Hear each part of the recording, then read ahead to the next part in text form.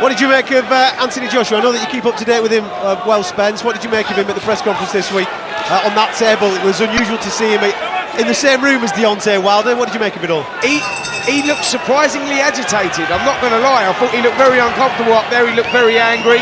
I think when Dev, who works for Queensbury, he asked Anthony Joshua a question. Joshua said, no, I don't want a question from you, I want it from my promoter Eddie Hearn. So I think out of everyone, Anthony Joshua was the one that looked the most uncomfortable, and I'm not sure what them reasons were. I don't know if it was because they were fighting on a different promotion or whatever it was, but there was something. He looked very angry and he looked very agitated. I haven't seen him like that before. I think it's dawning on him, and I think he realises, actually, yes, I'm making big money, and I'm where I want to be financially with these big fights, but at some stage he's going to have to step in there with Deontay Wilder. And his last couple of fights, he's lacked belief.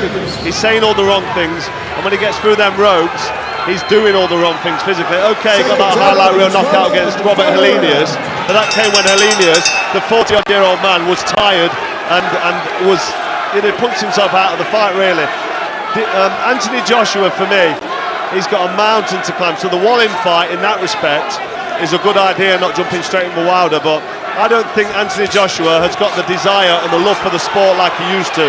He's not got the fans backing him now. He gets a lot of stick on social media, he gets a lot of abuse and a lot of people giving him what for, and I don't think he likes it. And when I saw him at that press conference, I saw a man who looked like a beaten down man who was on edge, and I don't know, I don't want to go into the mental health potential problems that could follow, but to me he's a man that's on the edge of something, and I've got no confidence of him jumping in there with Deontay Wilder or Tyson Fury, and certainly not a rematch of Alexander Usyk. And that should be his goal, that should be his aim. He should be thinking, right, I want to get in there with Deontay Wilder, I want to beat him, I want to show everyone, and then let's have a look at what Tyson Fury's doing and maybe get the rematch of Usyk. But I'm just seeing a man who looks worried. But Cole, I don't think it's the desire or the love that he's lost. I think it's the psychological side that he's struggling to deal with, and I think that's, believing in his own ability, his own self-confidence, believing in his own ability. That's where he's at right now, and I think that's what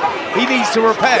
I don't think it's the love and the desire, because I know that he loves the sport. I know that he's still in love with the sport. I'll just cut you in there, because the desire and the love comes with how much you want to be in there, and you know what you've got to put your body through.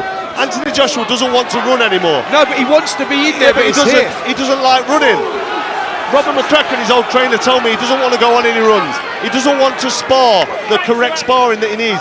And when you don't want to put yourself through that intense sparring and go on them hard road runs, that tells you that you've fallen out of love with the sport, because that's what happened to me towards the end of my career. When the desire goes, the running stops and the hard sparring stops. Cole, and that's where Anthony Joshua is, in my humble opinion. Cole, if you was falling out of love with a sport, would you say, pack up shop, take yourself over to Dallas, go and strip yourself back into, living with basics and trying to, that whole Rocky story, and trying to rediscover that old Anthony Joshua, because that's what he'd done.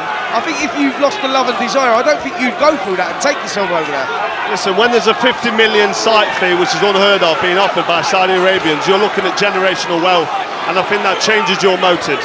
So I do think you're still going to have a go at it, but you don't believe it because it's not coming from the heart. It's like a good old Rocky story, and he has not got that eye of the tiger. Just a quick one before we cross over to John for a synopsis of this fight, which is nearing its end. Spence, what did you make of him changing trainer, working with Ben Davison for this particular fight, and spending time in that dark room that we got told about for 4 days? I don't know about the dark room. I don't know sort of how that would sort of help, and I don't know the reasons behind wanting to do that. I really don't know about that.